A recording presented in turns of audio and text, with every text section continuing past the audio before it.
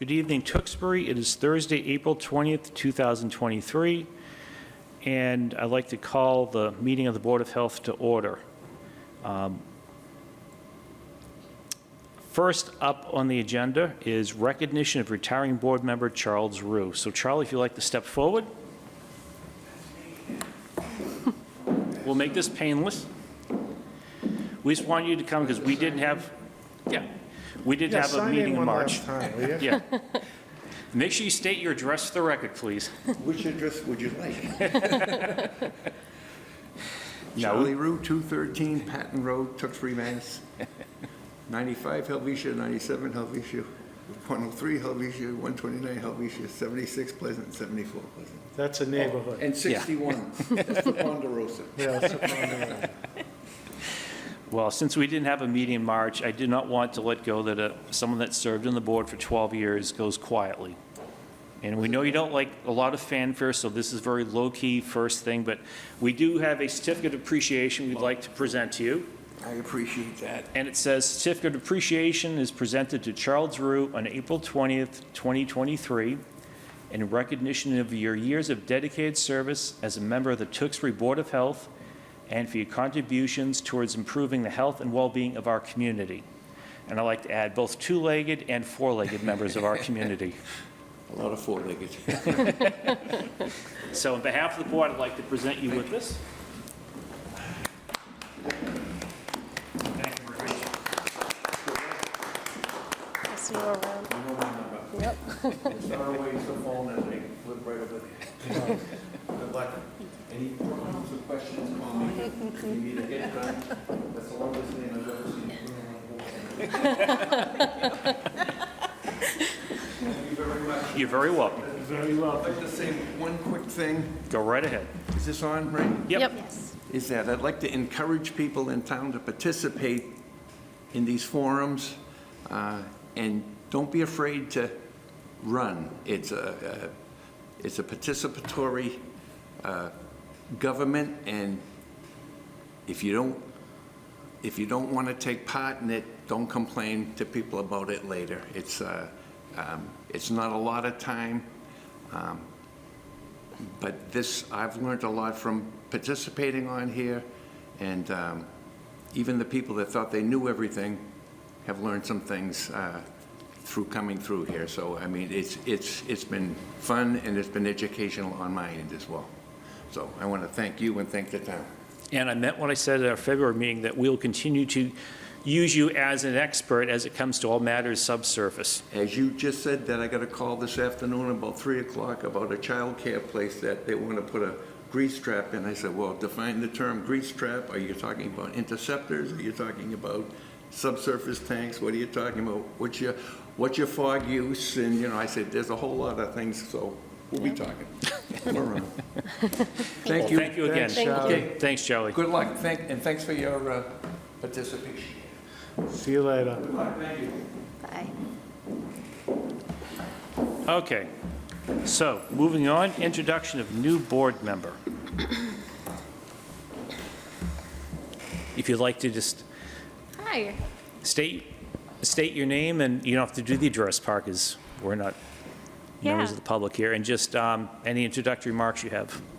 Hi. So I'm Caitlin Bugda-Quill. I go by Kate, and I wanted to thank everyone for the opportunity to participate in our town government and hopefully work with everyone here to do good for our town. Thanks. Okay, thank you. And just to clarify, you said even though it's Caitlin, you prefer to go by Kate? That's correct. Okay, we'll keep that member.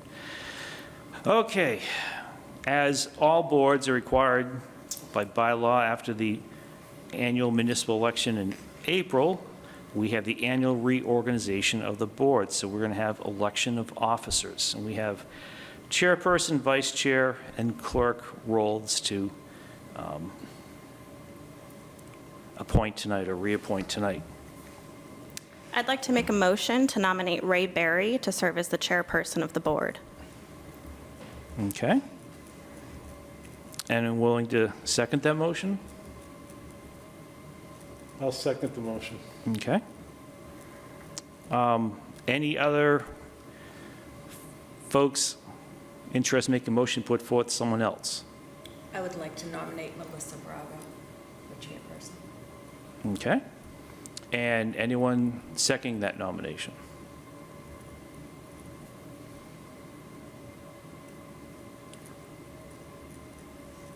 Okay. Hearing none, we will move to vote on the motion that was put forth and second to appoint Ray Barry as the chair of the Tewksbury Board of Health. All those in favor signify by stating aye. Aye. Aye. All those opposed, say no. No. No. Okay. Chair votes aye as well, so that motion carries 3-2. Oh, sure. Susan or You're Kate? welcome. Okay. Next up, we have Vice Chair for the Tewksbury Board of Health. I'd like to make a motion to nominate Bob Scarano for Vice Chair of the Board of Health. Okay. I'll second that motion. So is there anyone else interested in putting a motion forth to be Vice Chair?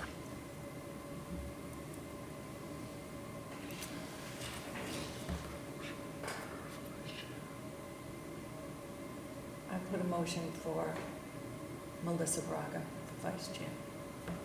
I'm going to second that. Okay. And I'm just going to say that I've acted as vice chair, and I've spent quite a bit of time. I think it's time to allow someone else to move into that position and get ready to assume control of the board in that position. So I'm going to respectfully decline.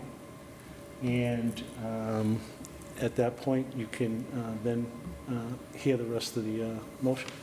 Okay, so you're, He seconded. so you second. Okay, so the motion's been put forth and second to nominate Melissa Braga as Vice Chair of the Tewksbury Board of Health. We'll take a vote. So all those in favor of that motion signify by stating aye. Aye. And the nominee can vote for themselves, too. Oh, aye. Okay? All those opposed? No. Okay, chair votes aye as well, so the motion carries 4-1. So congratulations, Ms. Braga. Thank you. Now, clerk. Anyone willing to make a motion to nominate someone to be I clerk? would like to nominate Kate for clerk. Okay, Is it Kate or Kay? Kate. Kate. Kate. I'm going to second that motion as well. Okay. So motion's been put forth and seconded to have Kate serve as clerk. All those in favor signify by stating aye. Aye. Aye. Aye. Aye. Any opposed? Chair votes aye as well, so motion is unanimous. And then we don't have, even though members are listed, we don't have to vote for members because that's sort of the, So is that 5-0? yeah, 5-0. So the role of the clerk is twofold. One, the predominant one, is to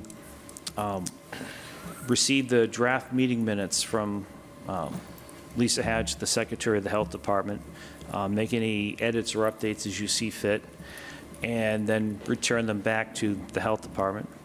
And the second one, which is infrequently used but we'll utilize tonight, is that when something needs to be read into the record, the clerk will do that. So for tonight, we have a public hearing. And as part of that, there'll be public hearings are officially noticed in a publication. So at that time, I'll have you just read that advertisement, and it is in your packets, the second page of the stapled one.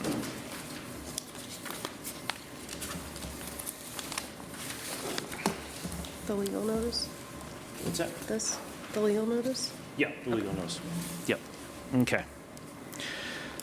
So, approval of minutes from February 16th, 2023, as prepared by last year's clerk, Melissa Braga.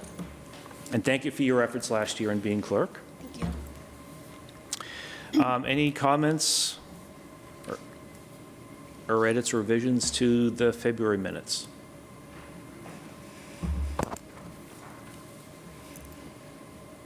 Okay, I have none and hearing none. I'll take a motion to approve the minutes as submitted. I motion to approve minutes as submitted. Okay, anyone willing to second the motion? I'll second that. Okay. Motion's been put forth and second to approve the minutes as submitted for February 16th, 2023. All those in favor signify by stating aye. Aye. Chair votes aye as well, carries unanimously, 5-0. Okay. Now, we have a public hearing, so a couple things, just so everyone's aware of the process. You, as the applicant, can come up to the table. Yeah, you can come up now. There's a sign-in sheet, we just want you to sign your name and address, even though your address is on the application, it's matter procedure. Gotcha. Sorry, we're going to switch signs and name tags. He's not expecting that. And more, Kate, for your benefit, because I think that we've done at least 1 or 2 public hearings while you two were on the board last year. It's a convoluted process. We have multiple motions we make. First is to open the public hearing. That's when I'll have you read the official notice. Then we'll have a motion to open Doesn't match. the public portion of the public hearing, which is when the applicant's able to talk. Then we'll close that public portion and we'll open up to the public if anyone has questions, which requires a separate motion. And then we have a motion to close the public hearing, the public portion of the public hearing, and then we have deliberation if we need to. And then at the end, we have to make sure we close the public meeting. It's a lot of approvals, a lot of motions, but procedure, we have to get through it. So in case you're wondering, this is why we go through a lot. Okay. So we have a public hearing before us tonight for keeping of animals permit requested by Richard H. Blanchard Jr., 31 Fieldstone Court? Circle, okay. Guess wrong. So if you want to read the legal notice, then we'll open the public hearing. Notice is hereby given that the Tewksbury Board of Health will hold a public hearing on Thursday, April 20th, 2023, at 6:00 p.m. at Town Hall, 1009 Main Street, first floor, Main Hall Meeting Room, Tewksbury, Mass. Requested by Richard Blanchard Jr., 31 Fieldstone Circle, Tewksbury, Mass., for an animal permit as found in Section 5.3 of the minimum standards for the keeping of animals. The hearing will also be available for viewing on the following cable public access channels: Verizon Channel 33 and Comcast Channel 99. At that time, all interested parties will be heard. Copies of the application are available at the Tewksbury Board of Health office located at the Tewksbury Town Hall. Legal notice can also be viewed on www.masspublicnotices.org. I move that the notice be put into the record. Okay? I'll second that. Okay, so we'll take a quick vote. So motion's been put forth and seconded to enter the legal notice into the record tonight. All those in favor signify by stating aye. Aye. Aye. Chair votes aye as well. Motion carries unanimously, 5-0. Now, if someone would like to make a motion to open the public hearing, I'll make a motion to open the public hearing. okay. Someone like to second the motion to open the public hearing? I second the motion to open public hearing. Okay. The motion has been put forth and second to open the public hearing. All those in favor signify by stating aye. Aye. Any opposed? Motion carries unanimously, 5-0. Now, I'd like to make a motion to open the public portion of the public hearing. Someone like to make a motion on that? I'll make a motion to open the public portion of the public hearing. I'll Okay. second that. Thank you. So motion's been put forth and second to open the public portion of the public hearing tonight. All those in favor signify by stating aye. Aye. Chair votes aye as well. Motion carries unanimously. Okay, Mr. Blanchard, if you'd like to introduce yourself and what you're applying for? Sure. My name is Rich Blanchard. I live at 31 Fieldstone Circle in Tewksbury. I'm applying to keep 8 turkeys on my property. I've been raising turkeys with my father-in-law on our family farm up in New Hampshire for about 17 years now. Have quite a bit of experience through the whole process. We are seeking to put a turkey pen in the back of our house off of our shed. It would be roughly 8 feet wide and 12 feet long. Double walled, so there would be the initial wall and then another wall 1 foot away from it to keep animals from getting the turkeys. Also using plexiglass on the bottom 4 feet of the walls to additionally keep any like paws or anything like that from getting in. I will be building an automatic feeder into the turkeys pen, and then we will be keeping food in a locked container, also in a locked shed. As far as like disposal of the manure that's created by the turkeys, twofold.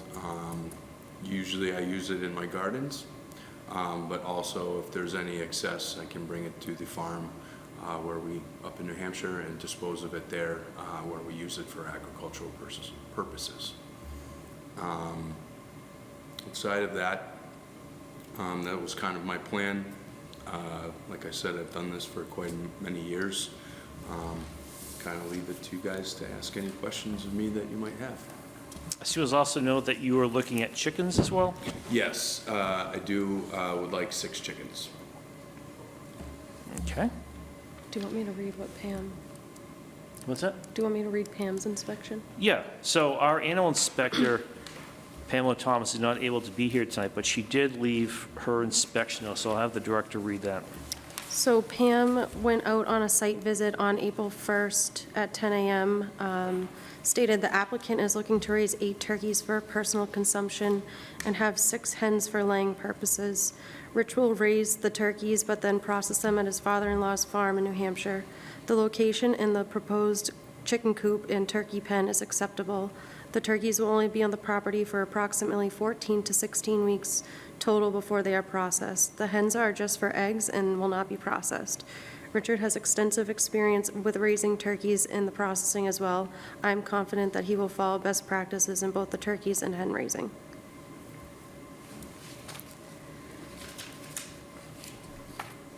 Okay. Any board members have any questions for the applicant? I just do. I just want to see if I'm reading this right. You have both the chicken coop and a separate spot for the turkeys? Correct. Okay. Yes, the coop is already there and built adjacent to the shed, but the turkey pen is not built, and I'm waiting for approval, but we will put that adjacent to the chicken coop. Okay. And I'm just curious, where do you get your turkeys? We get them in New Hampshire. They're from the local grain and farm kind of store. It's a Poulin farm, so Okay. we've raised their turkeys for, like I said, probably the last 15 to 20 years. Never had any issues. The one thing I don't do is use the antibiotics in the grower. We've had some issues with that in the past with the turkeys getting sick because of bad feed. So I do just keep it an all-natural feed for them. Great. Well, thank you. I have a question about the transport of the animals and the waste. Can you please describe the process for me? Sure. Transporting of the animals, obviously via truck, but they are in a pen.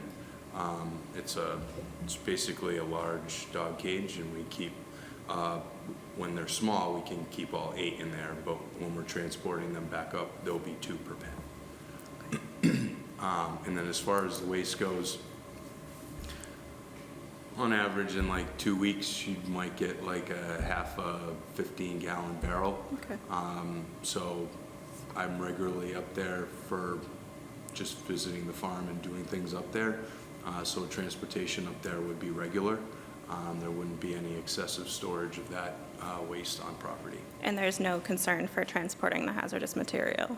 No. Okay, thank you. No, we obviously contain it, it's covered. Okay. If the town is looking for extra insurances, we can certainly plastic it and create a more, better barrier in between anything falling out in the transportation process. Thank you very much. No problem. I have just a few questions. I looked over your application. There's just a couple of small blanks. You're on sewer over there? No. Septic? Septic. Okay. And the pens aren't located near the septic field? No, the septic is in the front of my house, and the turkey pen would be in the back of my house, probably 25 feet away from the rear of the house, and a total of roughly 50 to 60 feet from the... Plenty of separation? Yes. And how big is your lot? If you know. I believe it's just under an acre. Okay. If not an acre. And how about fencing around the perimeter? So we have perimeter fencing all around the back that is established. There's vinyl fencing on 3/4 of the side and the rear side, which is, there's an easement in between there of sorts. And there is just metal fencing that was put in by the previous owner of the home, and that stands about 36 inches high. And so there's some control about getting into the area where the chickens and the turkeys are going to be kept? Absolutely, Why don't you yes. describe that? So I did make a diagram of what I was going to do, if you'd like to see it, of the pen. I think you can describe it first, and then you could give that to the director before we leave, unless So- someone else wants to see it. It's a double-walled pen, and I built it I've used them that way because when an animal tries to put their arm in or something on a single-sided pen, you're right there at the turkey. By separating them about a foot, the interior wall protects the turkeys and keeps them in the pen. The exterior wall is made and designed to keep the animals away from getting the turkeys. There's a two-sided door that goes in there, so the first wall, the door opens out, and then once you get into that in-between section, the second door opens into the space. And your chicken coop, it's, It's completely separate, is walled on 4 sides with plywood, with a heat lamp, feeder, and water warmer, as well as another door, and it's also elevated 4 feet. what do you have to do for lighting for nighttime, if anything? So during this time of year, when the turkeys are like first born, we nurture them inside for about 2 weeks under a heat lamp, just to keep them warm and safe. But then they're grown enough and they can be in the pen feeding, and they're not under duress as far as the temperature goes. But that will be like a 2-week process with them at the beginning. Currently, that's happening up at the farm right now, so when I bring them down here, they won't need the heat lamp. They will be grown far enough to be out in the pen. Have you had a chance to talk to your neighbors at all? Yes, all of my neighbors, we're very close on the cul-de-sac. We all know each other. They've all come to me and asked. I think they were worried that there were cows and pigs coming down here, but the reality is that it's just turkeys. And if we're all being, being a little funny, there's plenty of turkeys just hanging out in our front yards, just as a community anyways. They're wild. The ones without the fences? Yeah, the one. So they are present in our area regardless, and I did speak to them. Are they nosy about the turkeys you'll be raising? That remains to be seen. They might be friends, but we have enough measures in place as far as fencing goes, where obviously they can jump to get over the fence, but there will be no access from the top, as we're going to put a tin roof just to make sure that the turkeys are covered. As we see wild turkeys in the trees, Yes. how do your domestic turkeys sleep? Standing up, they might sit down for a little bit when they get fat, but for the most part, they're just walking around and they eat pretty much most of the day. It sounds like the period of occupancy here in Tewksbury for one of your turkeys is around 15 weeks, is that right? Correct. Why don't you just describe what happens at the 15 weeks, and do you weigh them? How does this? All of that is done up at the farm up there, but the process up there is the turkeys are transported up there, and then from there, once they're processed, they're weighed. Their dress weight is weighed after they're processed versus before they're processed. So we don't weigh them before they go for processing. They're weighed when they're dressed after the fact. Well, thank you very much for all of those answers. No problem. I just have one question. So the time frame is about 15 weeks or so, and then will it be continuation of having turkeys come in and then? No, at the end of the 15 weeks, we'll call it the season, and there will be no more turkeys. As I understand it, I have to reapply next year Okay. to do this again. So Perfect. quite frankly, we'll be here I next think year the to the reapply. permit might be good for 3 years, is it? It's yearly, so you renew yearly. Yes. Since you already came before the board, I would believe that the permit would stay valid even if there's no animals currently on the property? Yeah, it becomes a renewal if there's no Right. change in quantities or types. Yeah. Okay. Correct. So you wouldn't have to come back before the board? Oh, okay. So with that being said, we would be keeping the same, we wouldn't be asking for more down the line. Perfect. I'm basically doing this to help my father-in-law. He's getting older, and he's not able to care for everything, and this is one way to help him kind of manage the flock, so to speak. And then one more. Are they outside of the coop at all, or are they going to be always inside? No, quite frankly, if they do get out, sometimes they can sit around, but there are times where Fly away. they'll move, Yep. and we don't want that. So Okay, we will perfect. keep them independent at all times. Awesome. Thank you so much. No problem. Okay, any other questions from board members? I have none. Okay. I have none as well. So are there any residents here wishing to speak either for or against the applicant tonight? Seeing none? So we'll make a motion to close the public portion of the public hearing. I'll make a motion to close the public portion of the public hearing. Okay, And I will second that motion. thank you. So the motion's been put forth and second to close the public portion of the public hearing. All those in favor signify by stating aye. Aye. Chair votes aye as well. Motion carries unanimously, 5-0. Board members, any deliberation, any questions we have before we vote to approve or not approve the request? I have none. Going to make a motion to approve the application for 31 Fieldstone Circle, Tewksbury, Richard Blanchard Jr., having a complete application and having the experience necessary to protect the public health, safety, and his family. Okay, so I'd like to second the motion. You don't have to restate it, just, I'll second that motion. okay, motion's been put forth and second to approve the application as submitted. All those in favor signify by stating aye. Aye. Chair votes aye as well. And final motion is to close the public hearing. I'll make a motion to close the public hearing. And I'll second that motion. Okay, motion's been put forth and second to close the public hearing tonight. All those in favor signify by stating aye. Aye. Chair votes aye as well. Motion carries unanimously, 5-0. Well, Mr. Blanchard, good luck. Thank you very much to the board. I appreciate it. Thank you. Thank you. Send some pictures. Some food. Okay, moving on, discussions. Lisa's Pizza renovation submittal. As you know, Lisa's Pizza had a fire last July. They've been closed since.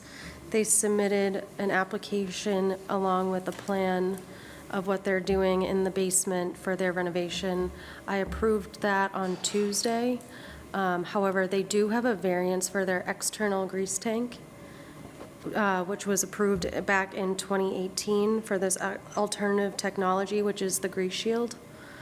And due to the expansion, we needed a letter from an engineer stating that their new operation would be covered under their current grease technology that's in there. So I got a letter from an engineer that is in your packet stating that they will be covered still under their variance that they have currently. So they just need to apply for a building permit, and they have approval from the health department. And so they should be moving forward. Okay, any board members have any questions? It doesn't sound like there needs to be any action on the 2018 variance because there's no expansion, there's no change in the use And if you could remind me what their technology is over there? It's called a grease shield. So it's internally upstairs near their 3-bay. And they've all received training back when they had a consultant, I believe in 2020. And they hope to keep the same staff too, which I don't know how that's going to work, but I know the two owners are well-trained in the process of removing the grease. Do they not have an outdoor grease? They So don't. the location before Lisa's, which was Bianca's, got a variance in 2011, and that stayed with the establishment, from my understanding. And then, since the Big Dipper was no longer approved by the plumbing code, back in 2018, they came back before the board, and the board approved this grease shield technology. So, just curious, this new technology is now available for all places that service food? Well, they would have to request a variance Right. and propose But it- that the enough protection, and the board would have to vote on that. But there's no more need for outdoor, in-ground For this specific location. for that Yes. location? It's always based on the generation of fog that, and the ability to get as much protection for the environment as possible. This is one of those cases, if I remember, where, they have limited ability to process the fog, and therefore, the technology came in, they sought a variance, which are not easy to get. Right. The standard is very high for a variance. They met that standard because of the conditions of their property. And the only other question I have, and not to interrupt you, No. is has their menu changed? No. Okay. With that, I think that was important, that the same amount of fog being generated with this equipment was Right. important. Okay. Yeah, we had two restaurants at Kerry Plaza come before us with variances because there was no room to install an external grease tank in the little roadway that's right behind the plaza, and then it's wetlands. And the other option was to dig up the parking lot Right. and completely make a mess of business there. So there were variances put in there, and one of them was at Origin Thai. And they were very clear to state, because it was a low fog generating type menu, that should they go out of business and another restaurant come in there, that they would have to demonstrate that the amount of fog they generate would still be handled by what they had put in. And it really depends on the type of food that would be establishment going in there. And these variances aren't really transferable without going through the process and disclosing all of the conditions necessary. So, Because they would all be so different. correct, yeah. So there's really two types of grease traps that the town can allow depending on the variances and where they're located, correct? Yeah, I think, Well, the grease shield is different than the Shire products Yeah. that are in Origin Thai. yeah, But they have to present their case to us, and then if we agree that it's enough coverage, then grant the variance. Yeah, and there's several technologies out there Yeah. that, an engineer So can many. propose and determine whether or not it's going to protect the sewer system from what they're generating. I think our board's probably experienced several of them, and of course, the main beast is the in-the-ground 1,500 gallon Right. tank, or even larger. And just a lot of places can't make that work. Correct. yeah, and just a side note, our retiring Charlie Rue was the one that put together that regulation after the Right. new town invested in new sewer systems.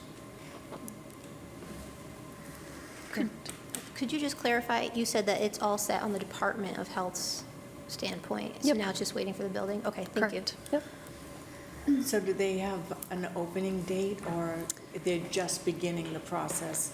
And Yeah. and you still need to follow them through the end to ensure it all happens? Right. Okay, Yeah, so construction hasn't started yet. all right. because they need a building permit. And then once that happens, it's really up to their contractors on how fast they move, Great. hopefully by summer.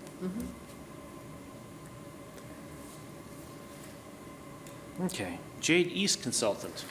Okay, so the Jade East, their consultant, I ordered them to have a consultant for 6 months to go in weekly, and that is about to expire on May 11th. However, the inspection reports that I've been getting weekly, some are good, some have reoccurring continuous violations. And recently, I just don't feel comfortable letting that lapse. So my order for them, and if the board agrees as well, would be to have them continue the consultant for another 6 months weekly. They're just trying to retrain old bad habits, and I think it's really needed. So if I can just add, for your benefit, Kate, we've had over the course of, I think, the past 3 or 4 years now, several food establishments that just can't manage to get it right. And a lot of critical violations in food safety inspections. And what the board has come up with is that it's not the role of the department to sort of provide the training and continuous oversight of the restaurant. So instead, we require that the food establishment retain a food safety consultant. They're the one that goes in, does the initial inspection, provides recommendations, what needs to be corrected, puts together a training program, because we know it's a training issue. And then they go back and they do monthly inspection reports, of which they give copies to the department. And typically, we'll have them engage a food safety consultant for a minimum period of 6 months. And they need to have 3 successive food inspection reports with no violations at all, and then they can discontinue the food safety consultant. In this case, it never came before the board because there was a shutdown by the town, not the health department, for other reasons. And then when the health department went there, they realized there were a whole heck of a lot of violations. So everything had been addressed, and we've had the food safety consultant on for, was it like 9 months now? Almost 6. 6 months. And this is the first time where progress is actually going backwards. So they're starting to fall back in their former habits. So this is why we're trying to come up with what can be done to rectify. And when I talked with you before about this, one of the suggestions I had was that it would be good if the food safety consultant can use the same food inspection checklist that the department uses, so that when we get a copy, and then we get a copy, once the director sends it to us, then we're all looking at the same thing. And then I know Mr. Scrum and I talked about this as well, and it'd be, I think, important too that we try to hold the food safety consultants to sort of a mandated reporter type situation, that if they do encounter critical violations using that same form, that they then notify the department, so that you folks can then do an inspection and then, if warranted, close the restaurant. Because the food inspection consultant cannot close the restaurant, that power lies with the department. But if things aren't getting addressed as they should be, then we really need to sort of kick it up a notch.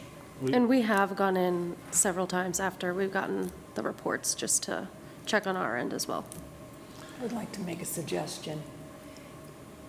Normally, when restaurants have issues with, it's the employees that aren't doing it properly. So when you read those reports, it's, the owners know, the employees don't.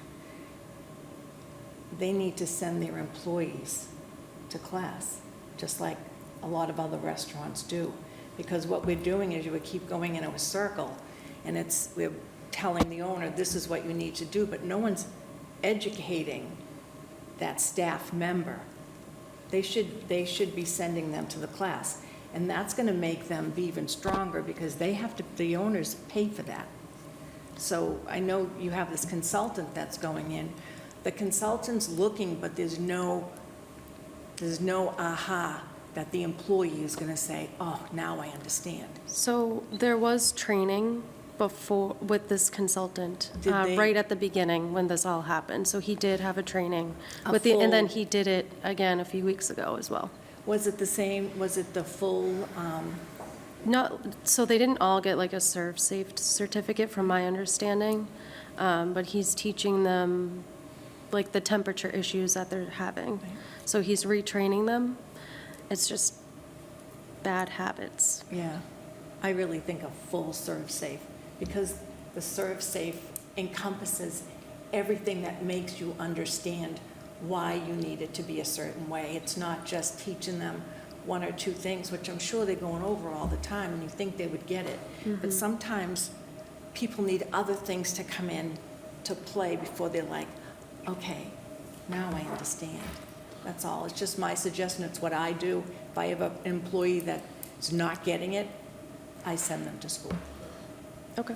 Ray and I actually discussed the possibility of having a small committee amongst the board members that could put some suggestions together that might tighten up the consultant standards, even including having them notify when they're actually coming in, so that the board knows, and maybe even the board can be out there, or the board can meet them afterwards to cut down the time and the possibility there might be a critical violation that we have to wait for a report.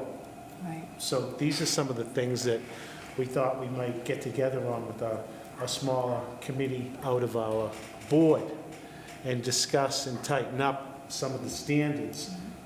Like you've mentioned, there are things that we can suggest that might translate into better food service through the restaurant and the ability for us to catch things earlier or find patterns that are developing that we can intervene. So I know that this is the first night for this new board, but at some point, you know, we have often had work sessions. And those work sessions are published just like open meetings.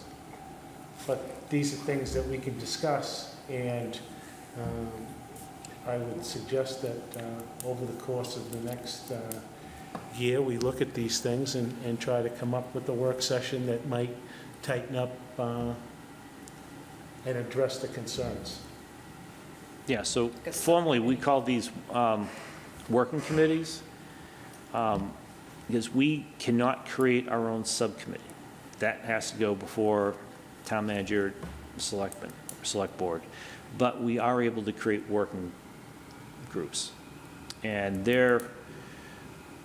it has to be publicly noticed if we're going to have 3 board members there, because then that will put us on the right side of the open meeting law. But if there are 2 board members or less, that does not have to be publicly noticed. And we did this successfully for the Keeping of Animals permit rewrite. We've been wanting to do this for the body art regulation. It was originally drafted for tattoos, and now we have the whole permanent makeup, microblading, that whole area, and trying to make sure that our regulation keeps current with everything. And because there's no standardizing body on either, and the state is not regulating, it's up to local communities to fill in the gap. So those are 2 areas that we'd be looking at working committees. And I guess as a follow-on, the other thing, whether that food safety working committee or there'd be another one, we've been talking amongst us about potentially having some type of a letter grading system for restaurants based on the food inspections. But I think we need to work on procedurally what needs to happen at the food establishments first, and then we could always have that same group continue to look at that or just create a new group. And I believe that would be very welcoming to the restaurants in Tewksbury. Yeah, and that's why it's nice having a makeup of the board we do now, because there are a lot of very professional backgrounds that I think would lead themselves very nicely to these different working groups that we do need to get formed to address these issues. I just want to make one qualification, even though when we say businesses struggle to just get it right, that's not a disparagement on their operations, because without criticism, we can't bring people to the level that they need to be at in order to protect the public safety. So when we mention these things, reoccurring violations, et cetera, it's really just the process of getting it right, not really not getting it right, but getting it right. And so there's no disparagement meant to any operation in Tewksbury. And having a consultant isn't a reflection on that operation. Having a consultant is dedication to the operation. So just wanted to make that clear. Yeah, and as a corollary, we have the same issue crop up when we have tobacco sales violations. It's not the fault of the owner. They're doing everything they can to train the staff. Ultimately, it's same with the food safety. It's the end staff. And that's the lowest common denominator, and that's going to be the challenging part to try to address. Okay. I do have a question. Yeah. So have they been doing their temperature logs, and that's where we're finding the difference, or they have not? So we asked the consultant to implement them, and I don't think they've been filling them out. So on our end, I'm going to have an inspector go in there tomorrow, because I want those sent to me maybe daily or weekly. Can I ask a follow-up question? Yeah.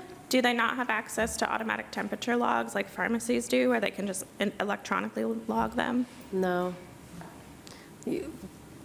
We're just lucky they have a thermometer, so. Okay. I'm only concerned, the only reason why I was asking that was because I'm concerned about those temperatures dropping, right? Because that's food, and then if it's not noted and it's being distributed among the people, that's definitely an issue. Right. Which we don't want to be occurring daily or Daily. weekly. Right. Or anything of that sort. So, yes, the consultant is great, but how do we, Verify when he's not there. Right. that is my concern for the people. Yeah. That are continuously going there, without really knowing. Yeah, I think that when we look at historically violations, they've typically been either they only make the sanitizer or the correct strength and food temperatures. The sanitizer's been fine. It's more so temperature and cooling issues or thawing issues, leaving out big batches of food at room temperature. But That's, yeah. That's Temperatures, yes. my concern. Yeah. Because that can cause a lot of illness. unnecessary. I will say that some of the controls out there have gotten much less expensive because there is a point and shoot temperature now that has what you're talking about, Kate. And it actually records the temperatures in the hour, and it will beep like an alarm clock for you to go take the next temperature. I'm sure we're moving towards that stuff, but I think that might be a good point for the committee, and maybe when a grant comes up, there's some way to talk about that and try to get people to sign on, and maybe there's matching funds available, but I think these are the things that We this actually committee, have one. this committee should be talking about in the future. Yeah. I've never seen them that actually tracked everything, but we do have one, where I can just go in and point to make sure that it's where it's supposed to be. But it would be great if we all had one that did everything Bob was just describing. I'm sure Yeah. there's an app. Well, it's for getting that. closer. I know. I'm sure there's an app there's an app for everything. There's an app for everything.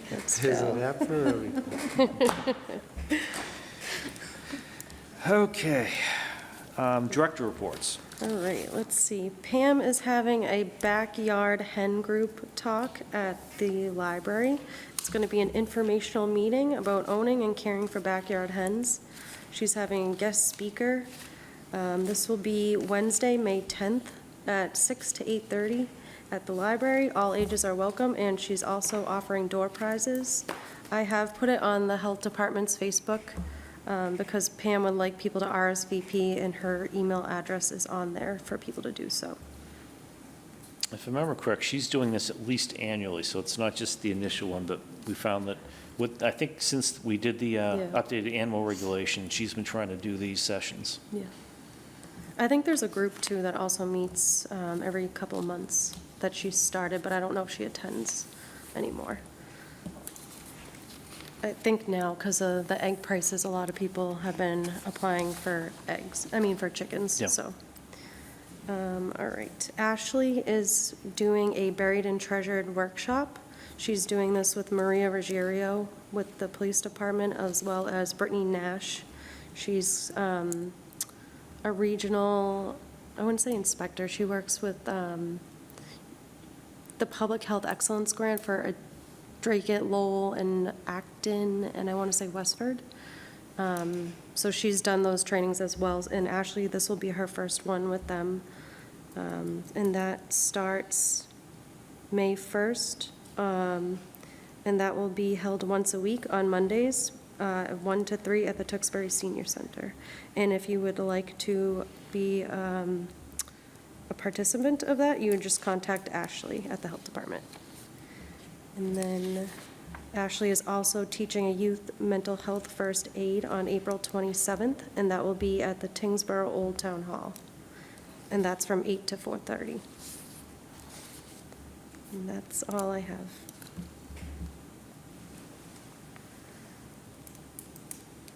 Melissa, any updates on Tewksbury Cares? Yes, so our next meeting is Tuesday, the 27th.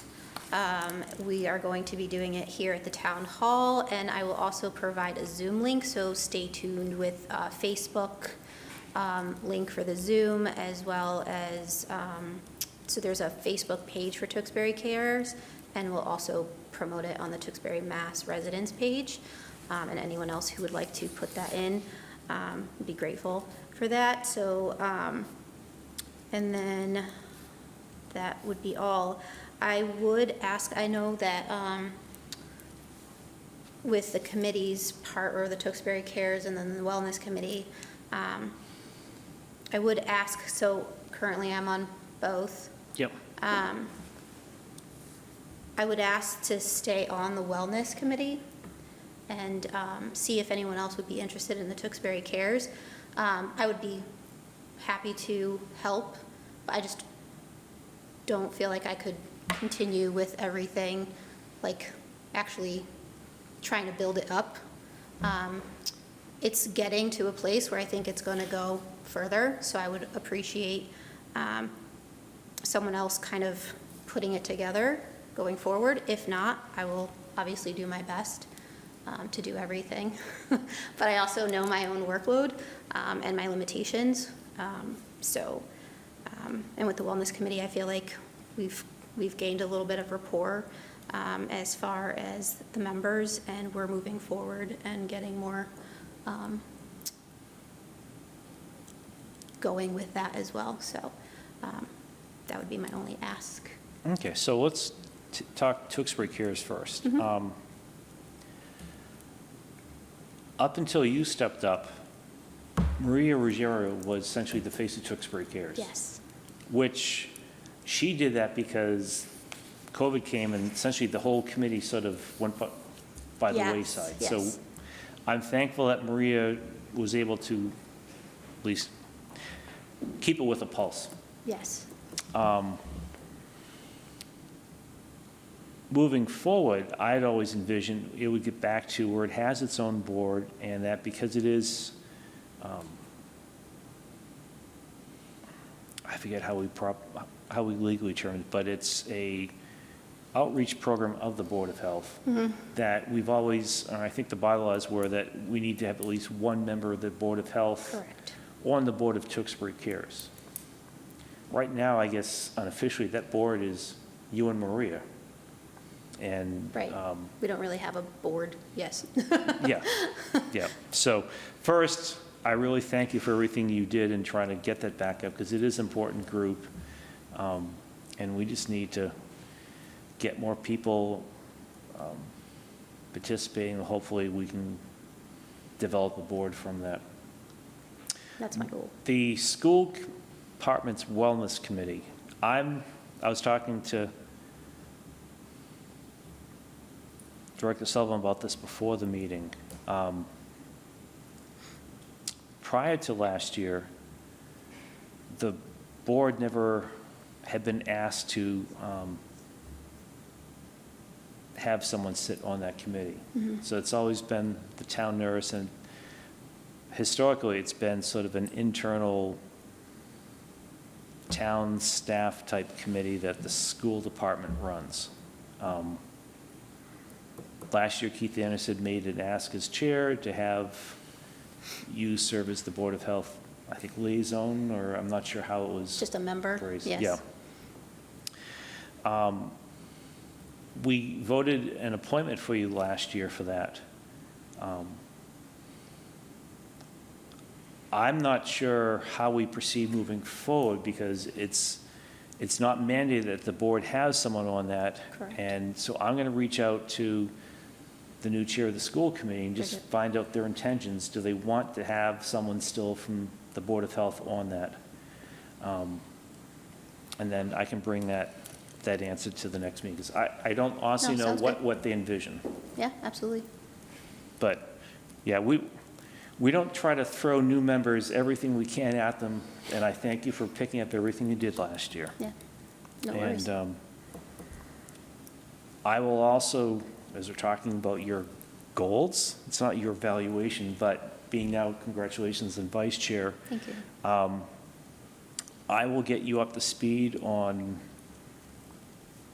what the vice chair and chair do, because ultimately, I don't want to be chair forever. So it'd be nice to have someone, I'm in a professional side, and we always make sure that there's a co-chair and then someone in the wing so that there is a transition upwards.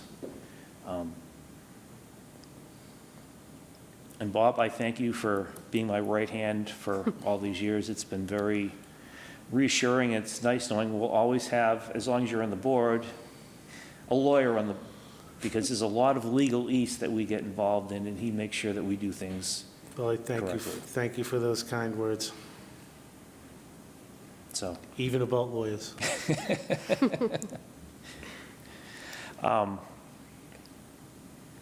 yeah, so I will have to get back to you on the Yeah, Wellness Committee, because that's fine. I'm not sure what they have planned. Sounds good. There's just one thing I'd like to add. Boy, I hope the parents over at this school gravitate towards what is clearly becoming another pandemic of mental health. And I can't stress enough how much we want to help as a board get people, the professionals and other folks that can help in their spheres. And it's really the parents that drive that, and it's really the parents that have to recognize that. And I'm hoping that that board can transition into parents that are assisting one another with their issues and their children. I mean, Tewksbury Cares or the Wellness Committee, or which? It's really a combination of both. I Yeah. mean, it seemed to be morphing, Yeah. and there seems to be a void that's not being addressed. And so, a lot of times, boards come up with the new mission statement. Yep. And, That's what we're trying to do. an assessment's probably necessary to come up with a mission statement, because some of those things are going unnoticed and unmet.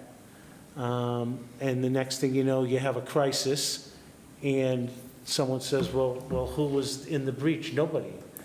And it seems that it's a recognizable issue, and you know, it has to start with the parents, because I think the parents really can drive the mission statement, and then us as board members and looking at the bigger picture can try to fill in those pieces, whether it's with committees or whether it's with services or whether it's directing people to the right services. Yeah, that's where I was hoping that we would have a lot more community involvement with Tewksbury Cares, because it's really, to me, its mission really was around drug addiction. Right.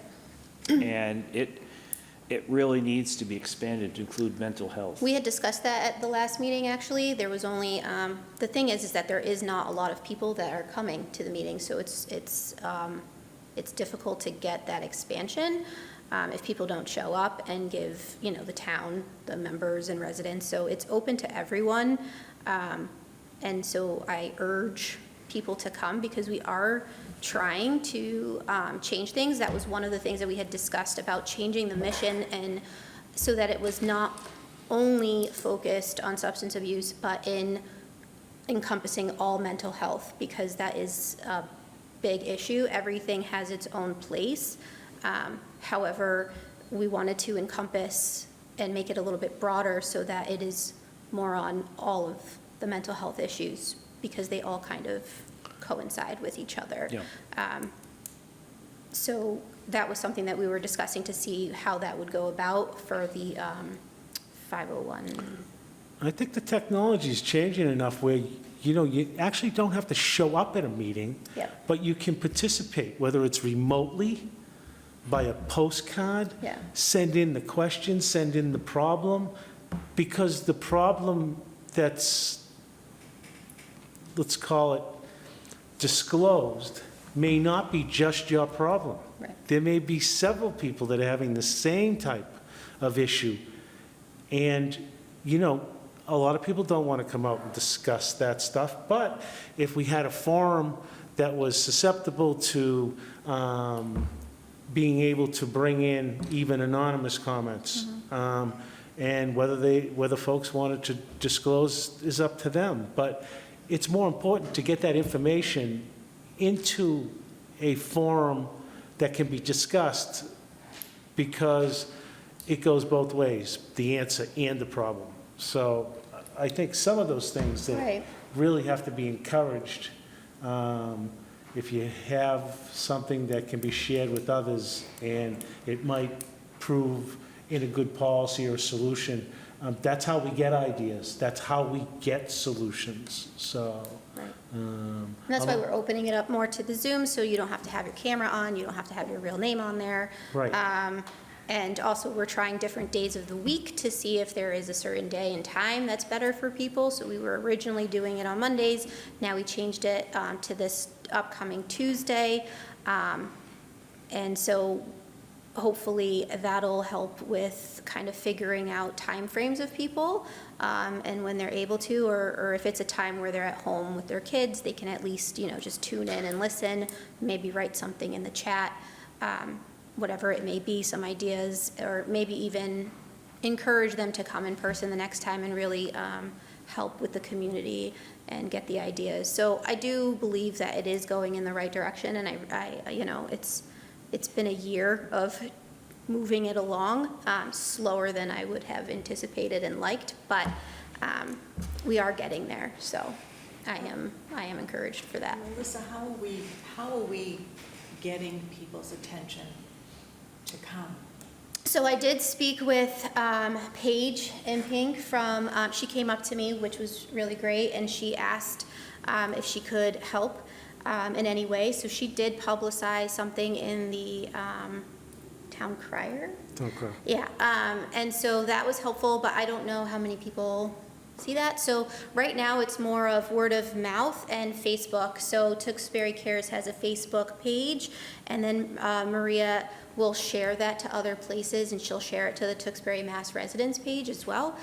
So that's how we've been getting it out there. So if anyone has any other methods or would like to put it on any location, that would be very grateful. I'd be grateful for that, so. Schools, they must have ways to help as well, to get the word out there. Yes, so I have let the Wellness Committee know as well, those dates.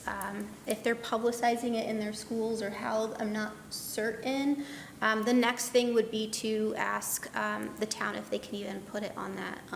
That was another idea, to put it on Front. the front, on that little digital thing. Yep. Although people are driving, so. But, so that was another idea that we had, to possibly do that, to get more public knowledge of the meeting. So, Yeah, there shouldn't be any problem No. without, that Okay. just goes through the town.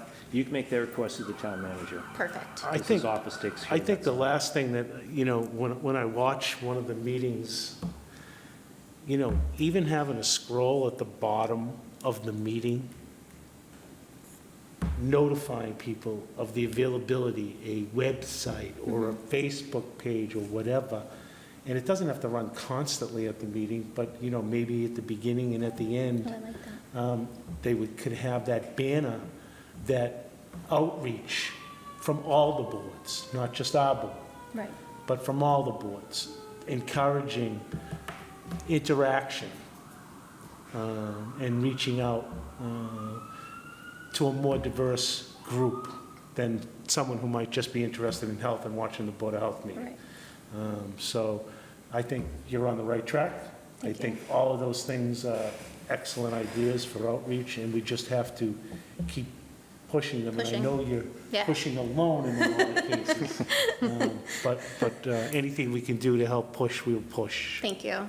That will make it a lot easier, just having people, because once it starts building, it's that momentum. And that's what we had discussed on the other meetings too, and you were at one of them Yeah. that we had discussed. That was probably the most amount of people in that meeting. So it was, as that goes, the momentum, it's a lot easier afterwards to really get things moving, because you have more people that are involved and willing to participate, so. So if anyone's interested, and they don't want to, say that they're interested or come, please feel free to reach out to me, or Maria Ruggiero, whoever, or reach out to the board or the town or something, and, to get in touch so that we can figure out a way to help. Didn't mean to put you on the spot like that. asking No, for that's cares, okay, but no. I'm glad you got that out. No, that's okay, thank you. I appreciate that, no. Well, again, I just want to reiterate my thanks for getting that reconstituted, because when I joined the board, the founders of Tewksbury Cares were on the Board of Health. Yeah, I would still like to be a part of it. I just don't want to have to run it. If I could find someone else to run it, that would be great, just because it is time consuming. Right, so. and that's the whole reason why we want a board member on the board, so that they could inform the board, our board, of what is Absolutely, going on. yes. But it was never envisioned to be the sole person running it. I think it's time consuming now because I'm the sole person. Once Yeah. I don't think it'll be that bad, so, Yep. No, we'll see what we can do about getting you help. absolutely, thanks. Okay.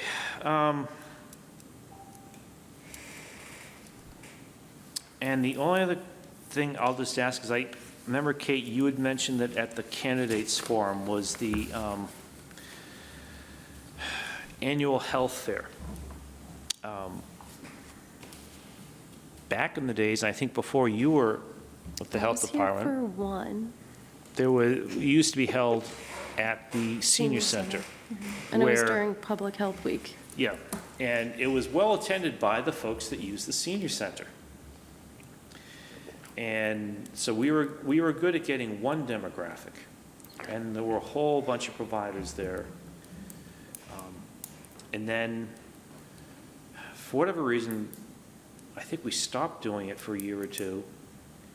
And then Jenny Welsh asked if we wanted to participate at their annual bike safety rodeo at the high school. I feel, well, why not? It's a new venue, we can be outside. And then it was capturing a different demographic. And we didn't have the same vendors there because different target audience. I still think it was best attended and most informative when it was done at the senior center, and we had a lot of the local providers of all different types of care there. But one of the things I wanted to bring up with that was at the last we did at the senior center, we had done a survey of the attendees to find out where do they get the medical information from. And it was very interesting because we had the same challenge as you do at Tewksbury Cares, that there is no one common platform that everyone utilizes to get their information. And unfortunately, there were a lot of folks back then at the senior center that were using Google searches to get their health information. But it really exposed that for whatever we do to try to notify residents, there is no best way of communicating. We don't get the town papers at my household anymore. No, my kids aren't in the local schools, and we get code red notifications, but that's not really intended for that. Not everyone's on Facebook. So it's tough trying to find a way to get everyone notified.